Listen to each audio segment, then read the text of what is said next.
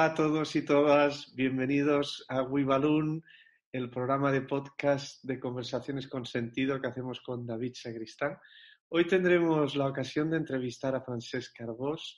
Francesc es de aquellas personas que lo considero un sabio. Él es un sabio de todo lo desconocido en el mundo material, porque él es un gran emprendedor que, por ejemplo, construye las puertas más altas que existen en el mundo para las tiendas de Apple. Es un científico, es un profesor y un experto en física pura y en materiales y que conoce como nadie y lo cuenta como nadie los últimos avances en este campo. Y es un místico porque es un practicante del chamanismo y es un explorador del oculto. Y hoy tendremos ocasión de explorar con él la confluencia entre todos estos mundos, entre el mundo material, el mundo científico de la física pura y el mundo del misticismo. Adelante.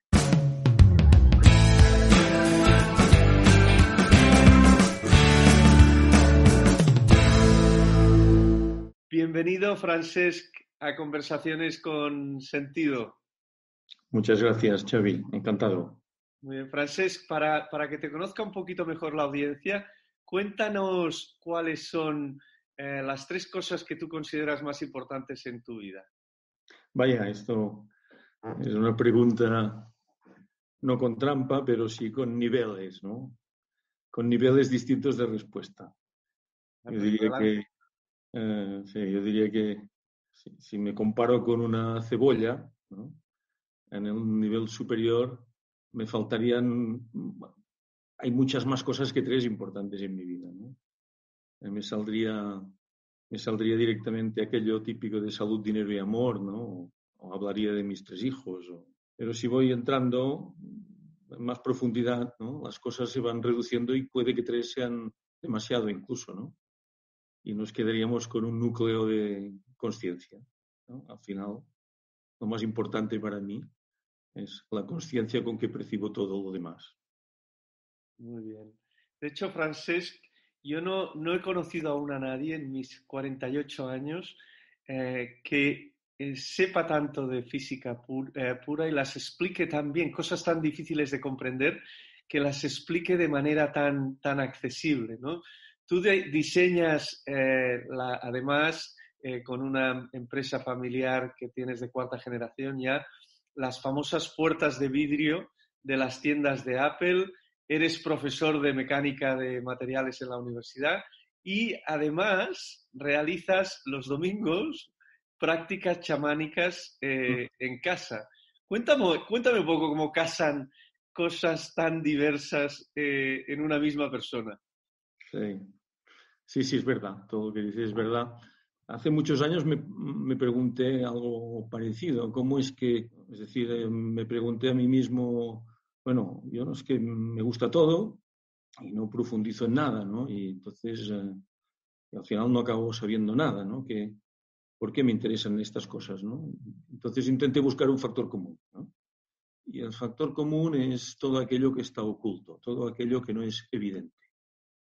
Mi interés fundamental es en descubrir todo aquello que no es muy evidente. Y entonces verás que este es el hilo que une la actividad profesional derivada de haber heredado la empresa familiar y de haberla reconducido hacia la ingeniería estructural, que es la parte de la ingeniería que cuando estudié me gustó más. Es un ámbito de conocimiento que todavía amplío y que estudio y que el hecho de dar clases me ayuda mucho para aprender. Es decir, aparte del placer de relacionarme con jóvenes, ¿no? Y de intentar no solo transmitir entusiasmo, no solo transmitir conocimiento, sino también entusiasmo. Aprendo muchísimo en este trayecto, ¿no? Este trayecto de explicar de forma fácil aquello que puede parecer a primera vista enrevesado. En cuanto a lo de la física, yo no soy físico, soy ingeniero industrial. estudié física, pero claro, nada comparable con hacer una carrera de físicas. Seguramente lo poco que sé lo explico de forma sencilla porque he leído a grandes físicos en formato sencillo. Por tanto, estoy bebiendo de gente sabia y simplemente hago de traslado algunas ideas que he aprendido de ellos. Claro, finalmente la práctica chamánica parece que es la que menos casa, pero tiene una explicación para la cual me debo remontar muchos años atrás, cuando yo tenía quizá 15 años o así. Mi padre era un extraordinario dibujante y pintor, y además una persona que ya estaba interesado en todos estos ámbitos de la parapsicología, de la psicología o de las ciencias ocultas, en fin, y de viajes y muchas otras cosas. Entonces yo un día le dije: papá, enséñame a dibujar como tú. Yo quiero saber dibujar como tú. Yo estaba pintando una tela, un óleo en aquel momento, dejó de pintar, se giró, me miró y me dijo: mira, lo primero que tienes que hacer cuando hagas una línea es hacerla sin miedo, de un solo trazo. La línea siempre va donde tiene que ir. Y después, la segunda cosa es, tienes que aprender a ver.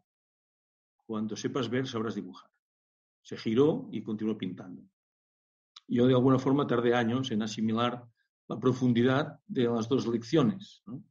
Y es en este reto que me dejó, ¿no?, el aprender a ver, lo que me llevó a estudiar gente de visión, gente de conocimiento que de forma específica, ¿no?, se han venido a llamar chamanes independientemente de la cultura donde hayan surgido. Si ahí, Francesc, aprendes a ver en lo oculto, por tanto eres capaz de hacer las puertas. Ahora me parece que vas a hacer la puerta más alta del mundo en California, para una tienda de Apple en California. Aprendes a ver en lo oculto, en la física, y entender los últimos avances y dónde está a día de hoy la frontera en el conocimiento, en la física, y aprendes a ver en lo oscuro, en la práctica chamánica y en la práctica visionaria de toda esta gente que es capaz de ver más allá, ¿no? Y ahí es un poco el factor común, ¿no? Entonces, y ahí voy a la siguiente pregunta, que te digo, bueno, y de todo esto que estás viendo, desde estas perspectivas tan diferentes de la ingeniería, de la física y del misticismo, ahí... ¿qué respuestas tienes a día de hoy, Francesc? Sobre todo las grandes preguntas, ¿no? De dónde venimos, quiénes somos y hacia dónde vamos. Sí, no tengo respuestas. En todo caso, una, ¿no? Es decir, es un misterio, ¿no? Y de alguna forma lo acepto como tal, ¿no? Y de alguna forma, bueno, pues me dejo llevar, ¿no? En algunos momentos me dejo llevar por este misterio. Al hacer estas prácticas o al intentar mantener esta actitud de visión, es decir, no, ¿qué quiero decir con eso? No tomando las apariencias de nuestros sentidos más que como una descripción, pero no como la verdad. Es decir, es más, de alguna forma me obligo o intento obligarme a no hacerles ningún caso a estas apariencias que me rodean. Y en todo caso intento no mantener mis propósitos en primer lugar y no perderlos en base a esta información que muchas veces es contradictoria, que pulula alrededor. Muy bien. Y ahí, en ese misterio, te lleva, es decir, por ejemplo, ¿crees en Dios o en una energía creadora? o crees que todo salió de la nada o el azar? ¿Hasta dónde has llegado en esta gran pregunta o sigues sin respuesta? Bueno, yo fui educado en un colegio de curas desde los 4 hasta los 16 años, ¿no? Yo tengo 62 años y en aquella época, yo cuando salí de los curas, salí bastante en contra o con una gran oposición a muchas de las cosas, a muchas de las experiencias que yo había vivido. También tengo que decir y esto lo hemos hablado muchas veces con amigos, que la educación que hemos recibido, ¿no?, con esta base judio-cristiana tan intensa, ha guiado de forma quizá muy inconsciente nuestros actos y nuestra vida, ¿no? Y ha sido un pilar fundamental, ¿no? Aunque quizá no elegido, pero ha sido así, ¿no? Entonces yo estaba como muy rebotado, ¿no?, de todo esto, ¿no? Y no ha sido hasta muchísimas décadas más tarde que de alguna forma he vuelto a hacer las paces, ¿no?, con la nomenclatura católica con la que me crié, ¿no? Y quien me ha hecho hacer las paces con esta nomenclatura han sido las experiencias chamánicas que he tenido a miles y miles de kilómetros de casa, ¿no? Por tanto, he recuperado la palabra Dios como una palabra íntima, ¿no? Y la acepto con toda profundidad. No obstante, claro, no sabría cómo definirlo, pero de lo que sí estoy seguro es que estamos rodeados por una materia infinitamente abundante e inteligente. Porque hablemos ahora de ciencia un poco, Francesc. La ciencia materialista nos ha contado muy bien en los 2 últimos siglos lo que ha sucedido desde el Big Bang hasta ahora, ¿no? Y buena parte de la comunidad científica es de filosofía materialista en el sentido de que los humanos somos una pizca del universo y que no hay nada más allá de la muerte y que casi todo está contado. Y en cambio, por otro lado, el idealismo, empujado también por la experiencia mística, antepone la mente a la materia y piensa que hay muchas cosas que no están contadas aún, ¿no? Y que hay mucha energía consciente y que esta energía aún no está detectada y que esta energía consciente crea la materia y que nuestra experiencia no es más que una mera ilusión, como si estuviéramos en Matrix, ¿no? Entonces, ¿quién crees que tiene la razón? ¿Dónde te sitúas tú? ¿Y crees que va primero la mente o la materia? ¿Eres materialista o idealista, ¿no?, en este gran dilema de la Bien, filosofía de toda la historia? Sí. Bueno, he hecho el recorrido que creo que todo el mundo ha hecho, ¿no? Y creo que también es un recorrido durante la maduración, durante la individuación, ¿no? Y hay una fase más materialista, ¿no? Y quizás ya estoy en un momento quizá menos materialista, porque algunos de los aspectos de la evolución vital, pues quizás los he podido expresar de una forma u otra. Pero esto estaba, tal como tú dices, esto hasta 1900, desde el punto de vista de la física, era así. Es decir, esto se pensaba que, bueno, nos faltaban 4 detallitos y ya lo teníamos todo controlado.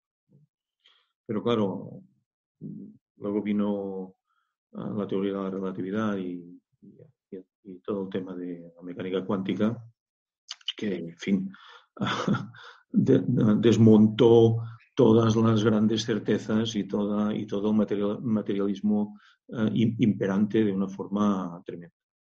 Y quizá lo que me preocupa, y por eso me gusta tanto quizá hablar de física teórica actual, es porque percibo que el impacto, el superéxito newtoniano, ¿no?, este concepto de que vivimos en un escenario al que le llamamos espacio, ¿no?, y dentro del cual ocurren cosas, ¿no?, y que estas cosas las podemos situar en un marco temporal, ¿no?, yo pienso que nos ha hecho mucho daño, ¿no? Porque nos lo hemos creído. Es decir, la sociedad, yo creo que todavía vive, ¿no? En el 1600, no me acuerdo del año, 66 o lo que fuera, cuando Newton, pues en un año admirable, pues formuló la ley de la gravitación universal, dictó las 3 leyes de la dinámica y además inventó el cálculo diferencial, ¿no? Es que fue tan potente lo que hizo, fue tan potente y ha funcionado y funciona tan bien. Yo me gano la vida gracias a Newton, es decir, no he pasado de aquí. Yo no necesito ni la mecánica cuántica ni la relatividad para hacer que las estructuras se aguanten. Yo con lo de 1600 ya voy, ¿entiendes? Exacto, sí. El problema está en que debemos vivir o tenemos que intentar poner un poco de conciencia en dónde está la física. Y leyendo incluso desde un punto de vista divulgativo, uno ya se tambalea, ¿no? Y se da cuenta de que ya no está tan lejos la aproximación mística, por un lado, o las aproximaciones visionarias de los chamanes toltecas, por otro lado, ya no están tan lejos de las descripciones de la física teórica actuales. Y ya tenemos aquí toda una serie de elementos, aunque lógicamente los científicos se nieguen a entrar en estos puntos porque salen de lo que se puede probar experimentalmente, y me parece muy bien que sea así. Claro, no deja de que ya tienen claro que tenemos que hablar de lo que pasó antes del Big Bang, ¿no? Y ya tienen claro que lo que percibimos con nuestros sentidos no se parece en un ápice a lo que sería la realidad subyacente. Sí, porque ahí la física teórica pura ha evolucionado, lo contabas muy bien, ¿no? De este mundo observable que entendíamos como un espacio-tiempo y unas partículas que se movían en este espacio-tiempo, ¿no? A un mundo cada vez más invisible y energético, ¿no? De campos cuánticos, covariantes, y sobre todo desde Einstein hasta ahora, ¿no? ¿Cómo nos podrías contar un poco de una manera accesible a la gente que no sabemos mucho de física, cuál ha sido esta evolución, sobre todo en las últimas décadas, en el campo de la física pura? Mira, yo aquí creo que el concepto de campo que lo acuñó Michael Faraday, que trabajaba con Maxwell finales de 1800, ¿eh? Y trabajaba con bobinas y con hilos eléctricos y estudiaba la electricidad y el magnetismo en una época que esto no pasaba de ser experimentos de circo, de feria, ¿no? Y Faraday, que no tenía ningún estudio académico, había trabajado de otras cosas que ahora mismo no recuerdo, pero que fue cuando empezó a trabajar en el laboratorio, salió un genio experimentador impresionante. Y fue él que se dio cuenta de que todo esto de que aplicaran la ley de la gravitación universal a las cargas eléctricas, porque al final se la copiaron de Newton, ¿no? Es decir, Newton dijo que pues, las masas se atraen mutuamente, ¿no? Con una fuerza que se transmite al instante. Nosotros somos atraídos hacia el centro de la Tierra con la misma fuerza con que nosotros atraemos la Tierra hacia nosotros. Está claro que como la masa de la Tierra es muchísimo más grande que la nuestra, pues ocasiona que nos movamos mucho más, ¿no? Si nos caemos de la mesa, ¿no? Nos tira hacia abajo. En cambio, nuestra fuerza de atracción de la Tierra hacia nosotros, pues la hace mover pues una millonésima parte quizá del diámetro de una partícula subatómica. Es decir, que vamos, no podemos ni a efectos prácticos no la movemos. Entonces, también para las cargas, porque una carga positiva y una negativa se atraían, de donde sale esta fuerza, ¿no? Entonces él dijo, esto no puede ser. Tiene que haber algo en medio que se comunique y que comunique esta fuerza. ¿no?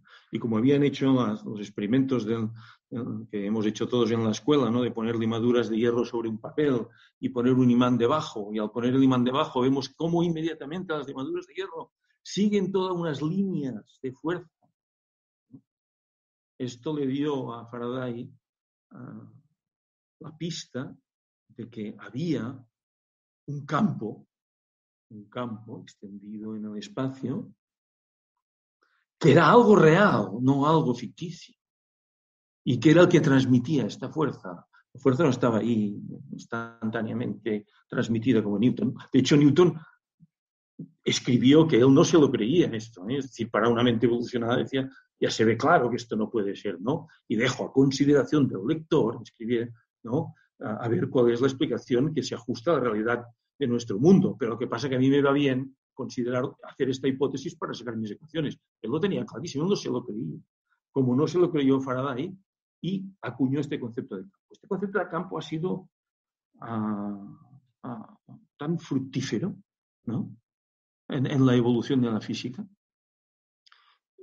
y es tan poderoso, ¿no? Es decir, que luego se entiende bien, ¿no? Que es este campo el que transmite la información de una partícula cargada a otra partícula cargada que está a otra distancia, ¿no? Y la modifica. O sea, pero primero una partícula modifica el campo y luego el campo modifica la otra partícula. No es que una partícula tenga relación directa con la otra. Entonces, ¿Einstein qué hizo? Einstein dijo, bueno, oye, ¿y si yo hago lo que hicieron a Faraday y Maxwell? Maxwell era Faraday era el pobre y no había estudiado y se le ocurrió el campo, perdón, Faraday, ¿eh? Y Maxwell era el rico, de familia rica, que había estudiado mucho, era un matemático excelente y supo poner en matemáticas el campo. Esto tiene un mérito alucinante también, ¿no? Pero aquí ves dos aproximaciones completamente distintas, ¿no? La aproximación intuitiva de Faraday y la aproximación matemática de Maxwell, ¿no? Y aquí la intuición, fíjate que es muy importante también en las matemáticas. Las matemáticas es aquella parte de la ciencia que ha nacido muchas veces de la intuición, pero que en cambio tiene una precisión que permite que no haya duda sobre es la que permite describir inequívocamente cómo funciona el universo. Aquí hay una parte de este misterio escondido dentro de las matemáticas que es igual que el que está escondido dentro de la intuición. ¿De acuerdo? Entonces, Einstein dijo, bueno, pues, ¿y si en vez de que los cuerpos se atraigan, hay un campo intermedio? Bueno, pues, ¿y este campo cuál fue? Este campo es el espacio-tiempo. De hecho, el espacio-tiempo no es nada más que la gravitación. Entonces, el concepto de campo ya se ha ido extendiendo en mecánica cuántica porque la base de una expresión de una partícula es un campo. Es decir, todas las partículas se explican a través del campo subyacente que las hace de alguna forma materializarse, pero esta no sería la palabra, ¿no? Y la cosa quizá más grande que cambió la mecánica cuántica es en la naturaleza aleatoria del universo. Es decir, esto que le costó tanto creerse a Einstein, ¿no? Einstein no sé lo que yo creo que durante el resto de su vida no entró en esta naturaleza completamente incierta. Es decir, si lanzamos con un cañón de electrones un electrón, ¿no? Ni el universo sabe qué camino va a seguir. Podemos calcular probabilidades. Y esto es lo que estamos haciendo continuamente. Sabemos que con muchísima probabilidad seguirá un camino, ¿no? La mayoría de las veces se acerca a aquel camino, pero podemos encontrar este mismo electrón alrededor de un muro de 3 metros de hormigón por el cual no puede pasar, pero que de vez en cuando aparece ahí. Esto es lo que llamamos efecto túnel y lo aprovechamos para nuestros artilugios electrónicos, ¿verdad? Entonces, el campo, el concepto de campo como entidad invisible subyacente y el concepto de incertidumbre probabilístico son verdaderamente las piedras, los fundamentos, ¿no?, de la nueva física. Y estos campos cuánticos que claramente la física pura está tendiendo hacia esta explicación, Uh-huh. ¿qué tienen que ver con la mente, la conciencia y las experiencias místicas si es que tienen que ver alguna cosa? ¿Dónde ves ahí tú la conexión y qué es lo que está probado y qué es especulación, ¿no? Bueno, todo tiene que ver.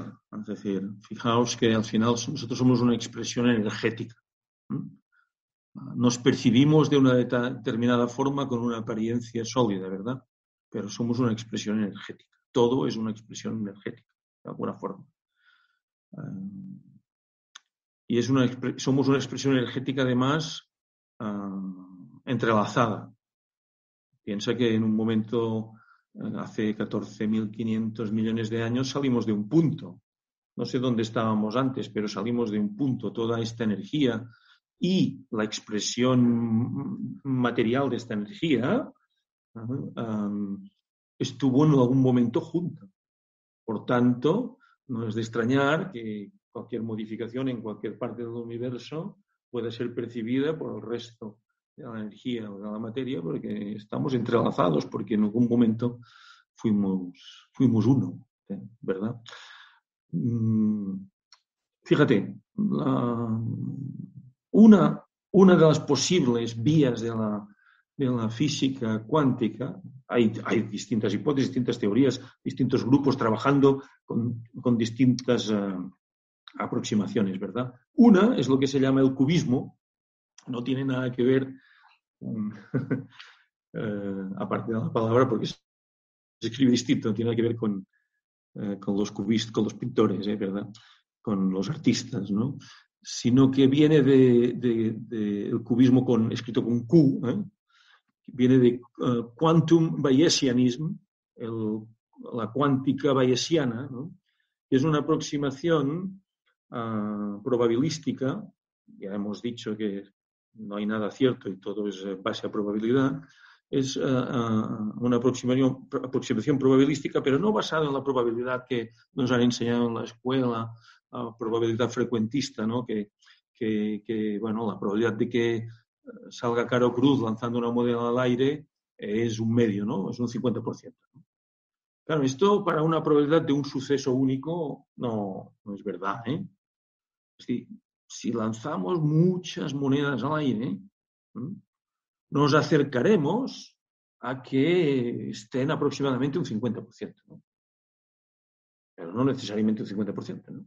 Entonces, los matemáticos, como no les gusta, nos aproximaremos a aproximadamente, todo esto no les gusta, dicen, bueno, hacemos lanzamos la moneda al aire infinidad de veces y entonces la probabilidad de que salga Caro Cruz es el 50%, es un medio.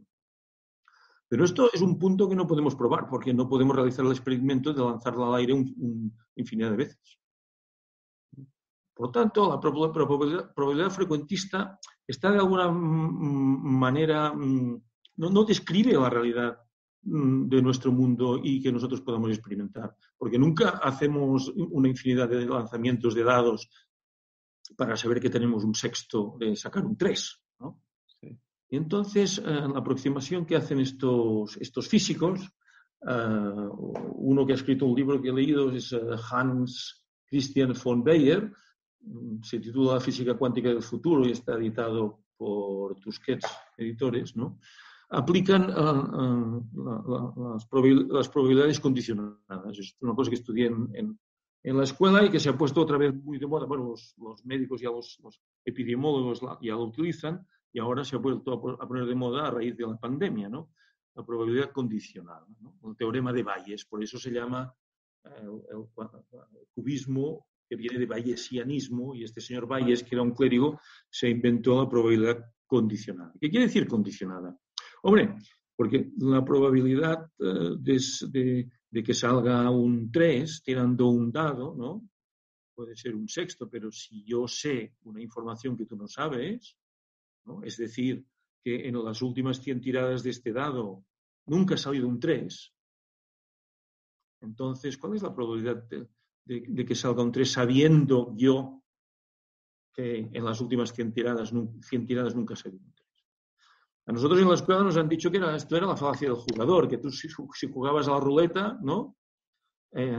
Claro, y habían salido, o tirabas una moneda al aire y han salido 100 caras, y es muy probable, lo que tú intuyes es que es muy probable que salga cruz, ¿no? Pero la escuela te decía, no, porque cada suceso es independiente y por tanto continúa habiendo 50% de probabilidad de cada posibilidad. Pero como he dicho antes, esto es válido para una infinidad de tiradas, pero para un suceso único. Entonces, ¿cómo aproximan a la teoría cuántica esta gente? Pues aproxima la teoría cuántica esta gente haciendo intervenir al físico y su condición de creencia sobre si lo que está ensayando en el laboratorio se lo cree o no se lo cree. De alguna forma, la probabilidad condicionada es una medida de la creencia del científico que está experimentando en el laboratorio. En el caso del COVID, pues responde este teorema de Bayes, responde a la pregunta ¿qué probabilidad tengo de ser positivo si el test ha dado positivo? Es decir, porque el test no tiene un 100% de fiabilidad, ¿no? Y también depende de la prevalencia en la sociedad. Si estamos que un 15% de la gente está infectada o estamos que un 2% de la gente está infectada, esto influye en la probabilidad de que yo sea positivo si el test ha salido positivo, ¿de acuerdo? Por tanto, estos son probabilidades condicionadas. Este concepto de probabilidad condicionada, que se puede aplicar más a sucesos únicos, es el que ahora están intentando utilizar para reformular toda la mecánica cuántica que con el modelo estándar funciona, seguro que funciona, la reformulan, les funciona, ¿no? Pero aborda ya la implicación del observador y además la cuantifica. Por tanto, no estamos separados, no podemos estar separados. Esta creencia es mental y por tanto, yo no sé si esto responde. Vale, y esa es la conexión que se hace con la mente, porque al final el misticismo lo que defiende es que hay una energía consciente, más allá, ¿no? El materialismo lo que dice es que la consciencia y la mente están solo dentro del cerebro y cuando se muere la mente y la consciencia se apagan. Y en cambio el misticismo defiende que hay una energía consciente en el universo y que en el fondo nuestro cerebro es una mera frecuencia de esa energía consciente, ¿no? Entonces, esta parte mental consciente que la ciencia materialista aún no acepta y aún no se ha probado, es lo que tú intuyes que la física pura poco a poco va descubriendo. Sí. Teorías, ¿no? Y algunos físicos han escrito sobre esto y en particular recuerdo un artículo que se titula The Mental Universe, ¿no? De un físico teórico que lo publicó en Nature, o sea, no una revista nada dudosa de no ser rigurosa, ¿no? Y lo que viene a decir este señor es, a la luz de todos los conocimientos que tenemos ahora, nuestro mundo es más de interacciones y de información que de cosas físicas, ¿no? El que nosotros percibamos esto es una descripción, es una percepción de nuestro sistema perceptivo. De aquí el chamanismo. Es decir, si de alguna forma, tocando un tambor o ayunando o lo que sea, tú consigues alterar el estado de conciencia cotidiano, ya cambiamos nuestro método perceptivo. Esto los chamanes toltecas, que ya se habían imaginado un universo lleno de filamentos, ¿no? Curiosamente se parece muchísimo a la descripción de las últimas teorías de lazos, de cuántica de lazos, ¿verdad? Pues y estos filamentos pasan, ¿no?, por un punto de encaje dentro de nuestra estructura energética, que también está hecho de filamentos de energía. Si no cambiar el estado natural de conciencia es cambiar de posición física al punto de encaje. Si el punto de encaje, que es una parte de nuestro ser energético, lo cambiamos de lugar, pasan filamentos distintos por este punto de encaje. Y como pasan filamentos distintos, nuestra percepción es distinta. Por tanto, evidentemente, nuestro mundo es ilusión. Y es una ilusión consensuada. Y es una ilusión domesticada. Porque yo ahora a mis nietos les cojo en brazos y les abro el cuento y le digo, mira, esto es una vaca y hace mu, ¿verdad? A partir de aquí yo estoy condicionando su percepción, ¿no? Que de alguna forma, pobres, ellos que deben estar todavía conectados con esta consciencia no condicionada de ser, ¿no? Han entrado en un mundo donde la consciencia está condicionada de ser. Porque antes, ahora estabas hablando del tambor, ¿no? Que es el instrumento principal que se utiliza en el chamanismo, ¿no? Y ¿cómo le puedes contar a alguien cómo el retumbe del tambor de una manera determinada? Claro, la mayoría de la gente entiende que eso te puede llevar a un estado de excitación o de evasión, pero conectar con otra realidad o conectar con otro mundo o ¿cómo se lo contarías a alguien escéptico lo que pasa en la práctica chamánica? Bueno, es como muy fácil, ¿eh? Es decir,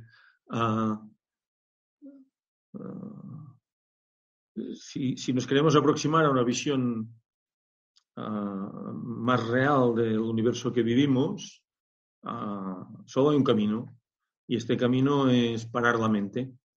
Los chamanes antiguos le llamaban a esto parar el mundo. Nosotros, de la forma que nos han educado, en el que nuestro ámbito intelectual, nuestro ámbito mental ha sido el más importante, lo que ha ocasionado es que la mente no pare. Y mientras la mente no pare, nosotros no nos enteramos un pijo de nada, absolutamente de nada, ni de lo que pasa a nuestro alrededor, por muy sencillo que sea. Puede que, en fin, no seamos verdaderamente autistas, porque estemos centrados, incluso inconscientemente, en nuestros pensamientos interiores, en vernos a nosotros mismos y vivir a costa de la importancia que nos damos. El tambor es el que te distrae de esto. El tambor es el que te libera. Pero puede ser el tambor repetitivo o puede ser una gripe, ¿no? O puede ser una excursión dura en la que cierto sufrimiento te hace finalmente desconectar, o puede ser muchos otros caminos, ¿verdad? Pero el objetivo es parar la mente. Cuando paras la mente es cuando tienes la oportunidad de empezar a ver. Mientras la mente está activa, solo miramos cosas y no nos enteramos de nada. El tambor simplemente es un artilugio que ayuda a parar la mente y, por tanto, abrirnos a la realidad. Y como supe que nos veríamos, Francesc, leí a Michael Harner, que es la persona más referente que ha escrito La senda del chamán y es un referente que tú me habías contado en el mundo del chamanismo. Y me encanta cómo Harner habla del tiempo en la experiencia chamánica, ¿no? ¿Qué has entendido respecto al tiempo en la práctica chamánica? ¿Qué es lo que comprendes cuando realizas la práctica chamánica? Bueno, aquí puede haber una confusión entre este tiempo psicológico que todos hemos experimentado en distintos grados, ¿no? Cuando estamos viviendo una experiencia muy placentera, estamos en un concierto que nos entusiasma, ¿no? Y hemos estado 3 horas, pero ha pasado volando, ¿no? O cuando estamos muy aburridos haciendo algo que consideramos tedioso, no, el tiempo no, y vamos mirando el reloj, ¿no? Pues no acaba de pasar nunca, ¿no? Esto es lo mismo que cuando soñamos, ¿no? Los recuerdos que tenemos de los sueños parecen vivencias que han durado, bueno, incluso años pueden durar, ¿no? Con una percepción de un tiempo muy largo, cuando si alguien midiera nuestro periodo de sueño, te diría 5,32 segundos has estado soñando, 5,32 minutos, no sé. Sería un tiempo medible corto respecto a tu experiencia de tiempo. Claro, cuando modificamos nuestro estado de conciencia, de hecho, el tiempo desaparece. No está relacionado para nada con las experiencias que uno puede conseguir cuando ha parado la mente. De hecho, el tiempo también desaparece de las ecuaciones de la física teórica. En toda la teoría de campos, estos campos covariantes. Covariantes quiere decir que explicamos la física con muchos campos y estos campos están sobrepuestos y por tanto estos campos se interfieren entre sí, por tanto covarían, es decir, cooperan, ¿no? Variando. Pues en estas ecuaciones últimas de la física teórica no sale el tiempo, no sale. De hecho, el tiempo es una medida de nuestra ignorancia. Cuando estamos en éxtasis, no somos ignorantes porque estamos conectados con el todo. Cuando estamos en estado normal, no podemos abarcar el todo, solo abarcamos una parte muy limitada de la experiencia. Y el tiempo surge de la diferencia entre el todo y la parte que nosotros podemos experimentar. Y ahí, Francesc, porque las prácticas místicas, ya sea el chamanismo o mediante la meditación o ayunos o cualquier tipo de práctica que te transporta a esta realidad que hay detrás de la apariencia, ¿no? Se vincula mucho al mundo de la consciencia, ¿no? Y por tanto la consciencia aparece claramente como algo muy potente y muy presente en la experiencia mística, ¿no? Y ahí también muchas veces los místicos intentan hacer este encaje con la ciencia, especialmente con la física cuántica, ¿no? Pero de momento los científicos materialistas no admiten esa conexión porque dicen que la física cuántica se relaciona solo con el mundo microscópico y se ponen muy nerviosos con la concepción y el lenguaje impreciso del mundo espiritual y del mundo místico, ¿no? Sí. Y esta convergencia entre misticismo y física cuántica, ¿crees que obedece a la existencia de verdad de una evidencia cada vez mayor o obedece simplemente al interés del mundo místico espiritual de que la ciencia le dé la razón? ¿Cómo te sitúas allí? Yo pienso que se deben mantener todas las puertas de acceso abiertas desde todos los puntos de vista y se debe respetar también la metodología de cada cual. Entonces, yo soy muy respetuoso sobre los modos de hacer que llevan a un místico a ver, y pueden ser muy distintos de una parte del mundo a otra parte del mundo. Soy altamente respetuoso con los modos de hacer de cada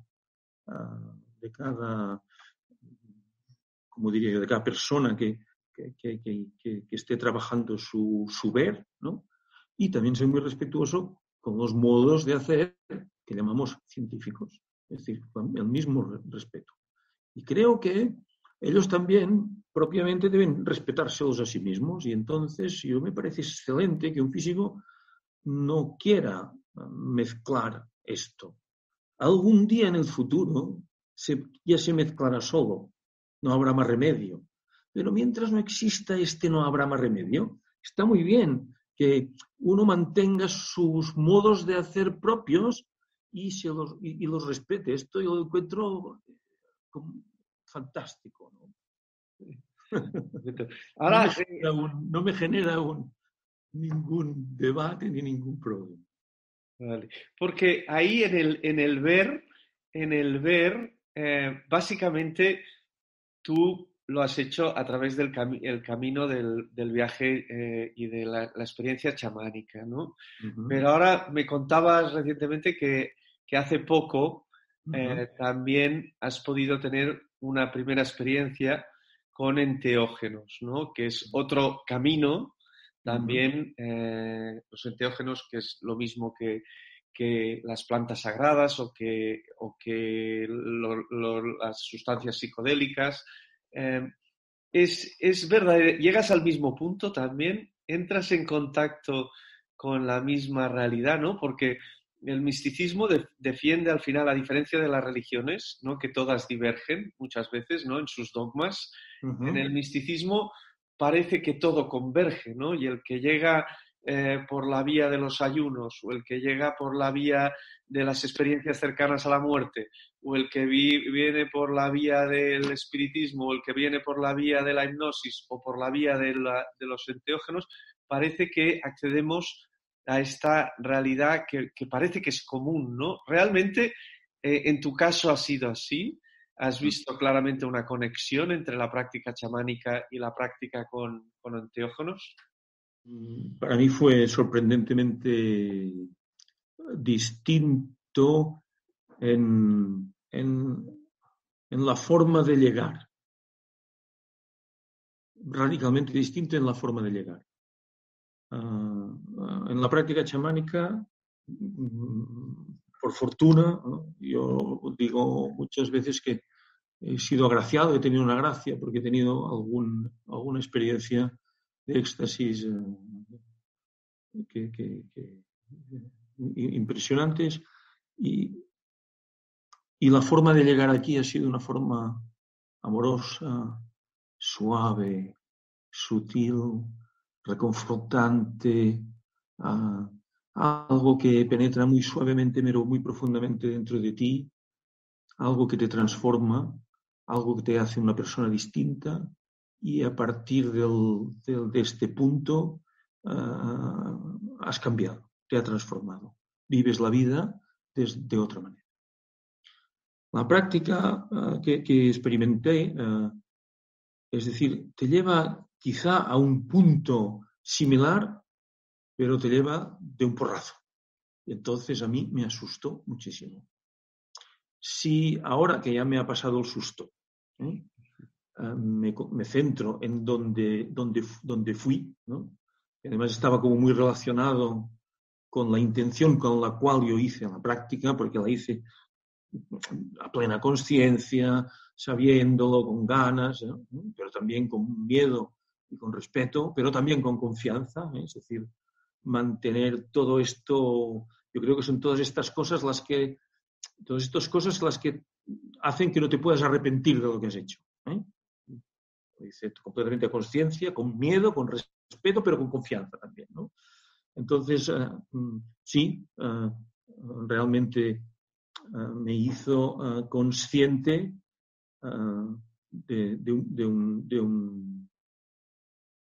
me hice consciente de esta conciencia no condicionada de ser, ¿no? De alguna forma, y creo que esto me va a ir transformando paulatinamente. Pero al ser la llegada tan brusca, ¿no? Es como si te dieran un puñetazo, de alguna forma, ¿no? Y entonces pasé quizá más rato aliviándome del puñetazo que no estando en contacto con la nueva percepción, ¿no? Vale. Tanto el camino suave del chamanismo como que tiene un plus, ¿no? Vale.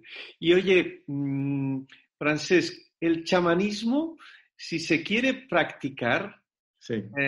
tú que ya tienes bastantes años de práctica, Uh-huh. ¿cómo se practica y más o menos en qué consiste la práctica? Y alguien que se quisiera iniciar, ¿qué es lo que debería hacer? Uh-huh.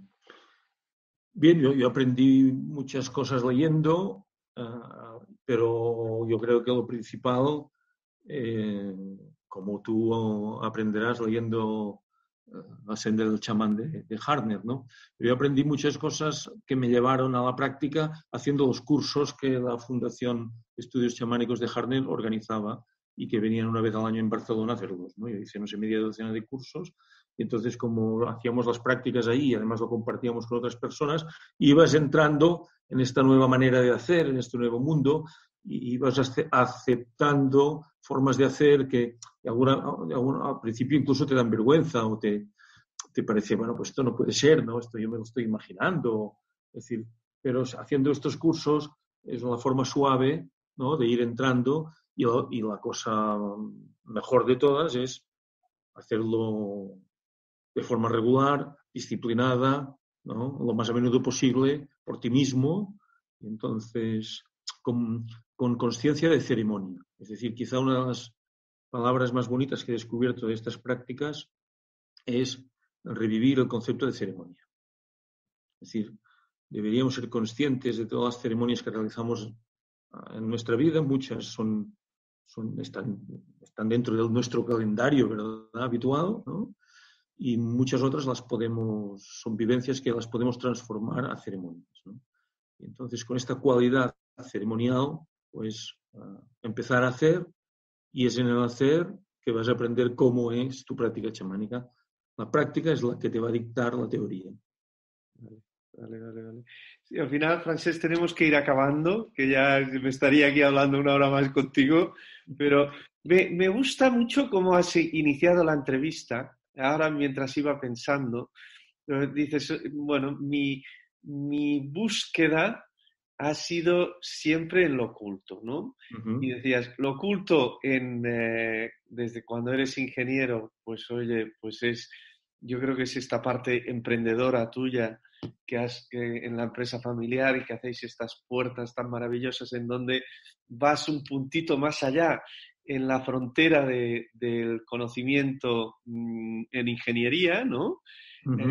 La búsqueda también en el ámbito científico de los últimos avances que hay en la física pura para acabar de entender dónde se está a día de hoy moviendo el conocimiento científico en sus últimas concepciones, y la búsqueda también del oculto en la vivencia más subjetiva y mística, ¿no? Que en tu caso pues la has hecho sobre todo a través de la práctica chamánica y ahora recientemente también con enteógenos, ¿no? Entonces, bueno, me gustaría que en esta última pregunta les dijeras a los oyentes que nos están escuchando que algún consejo, alguna recomendación, alguna idea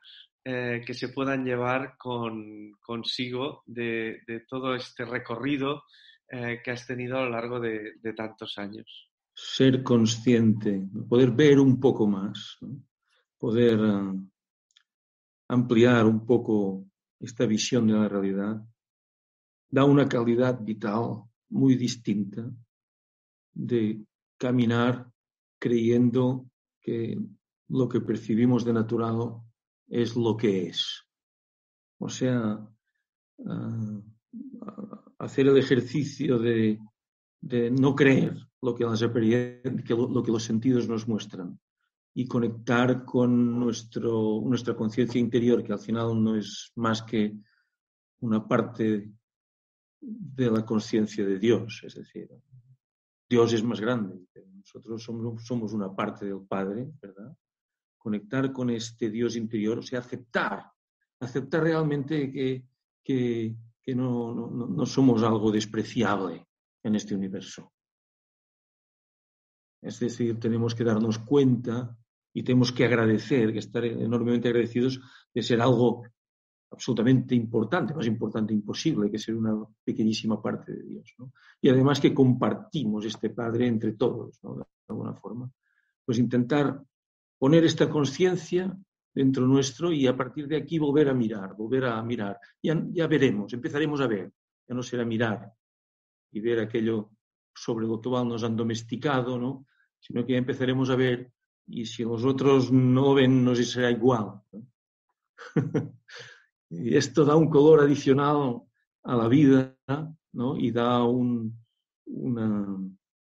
confianza adicional que ayudan en todos los momentos inciertos y que estamos viviendo. No sé si esto os puede servir. Sí, yo creo que no has podido acabar mejor. Muchísimas gracias, Francesc, por tu tiempo. Ha sido una delicia compartir contigo y espero que nos veamos pronto. Gracias, Xavi, una delicia haberte conocido y gracias por la entrevista y gracias a todos los que nos han escuchado. Muchas gracias. Gracias.